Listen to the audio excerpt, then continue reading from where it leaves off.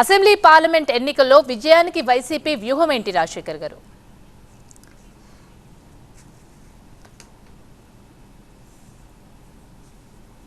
Assembly parliament ఎన్నికలకు YCP వ్యూహము అంటున్నారు. పెద్దగా అందులో వ్యూహం ఏం లేదు. ఎందుకంటే మేము పొత్తుల్ని నమ్ముకోలేదు, లేదా మరొకరిని నమ్ముకోవాలి. మేము ఎన్నికలకు వెళ్ళడం లేదు.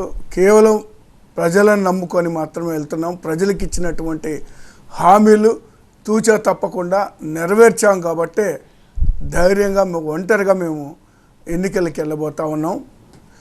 ఎందుకంటే మరి 19 ఎన్నికల్లో నవరత్నాల ద్వారా మేము ఇచ్చినటువంటి ప్రతి హామీ కూడా తూచా తప్పకుండా నెరవేర్చాం కాబట్టి మేము ధైర్యంగా ఎన్నికలకి వెళ్ళగలుగుతున్నాం తప్పితే దానికి ఏదో వ్యూహాలు రచించాల్సినటువంటి అవసరత లేదు అనేటువంటిది మా అభిప్రాయం.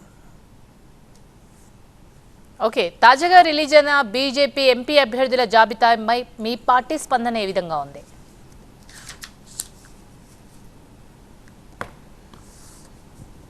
ఒక మాటలో చెప్పాలంటే ఆంధ్రప్రదేశ్లో బీజేపీకి ఎలాంటి స్టేక్ లేదు. బీజేపీకి ఓట్లు సీట్లు లేనటువంటి పరిస్థితుల్లో బీజేపీ పార్టీ ఉంటే మరి తెలుగుదేశం పార్టీతోటి జనసేన తోటి కలిసి మూడు పార్టీలు కూడా ఎన్నికలకు వెళ్తున్నటువంటి సందర్భంలో సీట్ల సర్దుబాటు అనేటువంటిది 3 పార్టీలు కూడా చేసుకోవడం జరిగింది. ఇప్పటికీ కూడా ఈరోజే మరి ఒక్కటికొక్కటిగా వాళ్ళ ఎవరికైతే కేటాయించారో సీట్లు వాళ్ళు రిలీజ్ చేయడం జరుగుతూ ఉంది లిస్టు. వాళ్ళు ఎవరిని అభ్యర్థులుగా నియమించుకున్నా కూడా మరి మాకు ఎలాంటి అభ్యంతరం లేదు. మా గెలుపుకి మరి చాలా క్లియర్గా దగ్గరగా మేము ఉన్నాం. వాళ్ళ అభ్యర్థుల గురించి మేము ఆలోచన చేయడం లేదు. ప్రజలు నమ్ముకున్నాం కాబట్టి ప్రజలు మమ్మల్ని ఆశీర్వదిస్తారనేటువంటి పూర్తి విశ్వాసం మాకుందండి. ఓకే, శ్రీధర్ రెడ్డి న్యూయార్క్ నుంచి కాల్ చేశారు. శ్రీధర్ రెడ్డి గారు నమస్తే అండి. నమస్తే సార్. ఒక 2 క్వశ్చన్స్ ఉన్నాయండి సార్. యాక్చువల్గా మాకు జగన్మోహన్ రెడ్డి గారు అంటే చాలా అభిమానం సార్. వైఎస్ఆర్సీపీ అంటే లాస్ట్ టైం చాలా వరకు మా వాళ్ళంతా వర్క్ చేశారు. కానీ సార్ యాక్చువల్గా సంక్షేమం ఓకే, కానీ సంపద సృష్టిస్తూ సంక్షేమం చేస్తే బాగుండేది. కానీ డెవలప్మెంట్ లేకపోవటం, పరిశ్రమలు రాకపోవడం, పెట్టుబడులు లేకపోవటం, చెప్పాలంటే అసలు ఈ 4 సంవత్సరాల 10 నెలలు ఎలాంటి డెవలప్మెంట్ లేకుండా కనీసం రోడ్లు కూడా వేయలేని దుస్థితిలో ఉంటే చాలా బాధ అనిపిస్తుంది సార్. జగన్ ఎందుకు గెలిపించుకున్నామా అని. దానికి ఏమంటారు? సెకండ్ క్వశ్చన్ ఏంటంటే ముఖ్యంగా సార్, ఇప్పుడు ఆయన ఇద్దరు సిస్టర్సే వైఎస్ఆర్సీపీకి ఓటు వేయొద్దు అని సునీత గారు, షర్మిల గారు చెప్తున్నారు కదా. కాబట్టి సొంత సిస్టర్సే చెప్పినప్పుడు ఇంకా రాష్ట్రంలో ఉన్న సిస్టర్స్ ఓట్లు ఎలా వేస్తారు?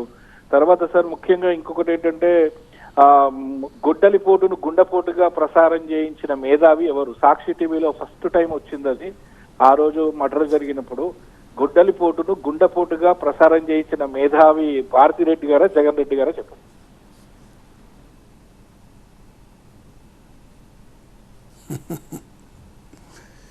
మీరు ముందుగా మీరు చెప్తుంది సంక్షేమ కార్యక్రమాలు జరిగినాయి కానీ మరి అభివృద్ధి కార్యక్రమాలు జరగలేదు అనేటువంటిది మాట్లాడారు. అంటే అభివృద్ధి అనేటువంటిది కేవలం ఏదో 2 బిల్డింగులు కట్టినంత మాత్రానో మరొకటి కట్టినంత మాత్రాన అభివృద్ధి అంటే అది చాలా పొరపాటుది.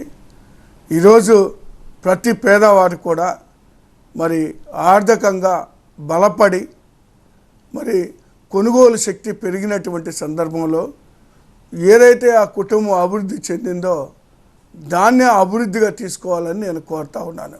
ఎందుకంటే గ్రామాల్లో మరొక పక్క గ్రామాల్లో చూస్తే మరి లేదా పట్టణాల్లో కానివ్వండి, స్కూల్ బిల్డింగ్స్ ఏ విధంగా అభివృద్ధి చేశారు, రైతు భరోసా కేంద్రాలు ఏ విధంగా అభివృద్ధి చేశారు, హెల్త్ క్లినిక్స్ ఏ విధంగా అభివృద్ధి చేశారు, ఇలా చెప్పుకుంటే మెడికల్ కాలేజెస్ ఉన్నాయి అభివృద్ధి చేసినటువంటి. మరి ఇలాంటి ఎన్ని అభివృద్ధిగా కనపట్టలేదంటే మరి దానికి ఏమని సమాధానం చెప్పాలో నాకు అర్థం కావట్లేదు. ఇంకో పక్క చూస్తే మరి మీరు పెట్టుబడులు రావడం లేదు అని చెప్పారు. మరి పెట్టుబడులు మరి వైఎస్ఆర్ కాంగ్రెస్ పార్టీ అధికారంలోకి వచ్చిన తర్వాత మరి ప్రతి సంవత్సరం అంటే 2019 నుంచి చూస్తే మరి 73 ప్రాజెక్టులు అంటే 34,696 కోట్ల రూపాయలు ఈ ప్రాజెక్టులకు రావడం జరిగింది 2019లో. అదేవిధంగా చూస్తే 9,840 కోట్లు 42 ప్రాజెక్టులు 2020లో చూస్తే.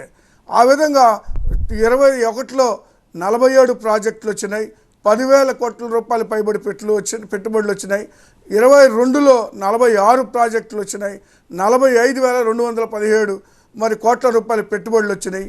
అదేవిధంగా 2023 చూస్తే 26 ప్రాజెక్టులు అంటే 7,135 కోట్ల పెట్టుబడులు వచ్చినాయి. అంటే మొత్తంగా చూస్తే 1,103 కోట్ల రూపాయలు పెట్టుబడులు రావడం జరిగింది ఈ రాష్ట్రానికి. మరి రాలేదు అని దయచేసి దుష్ప్రచారాలు నమ్మొద్దని నేను కోరుతా ఉన్నాను.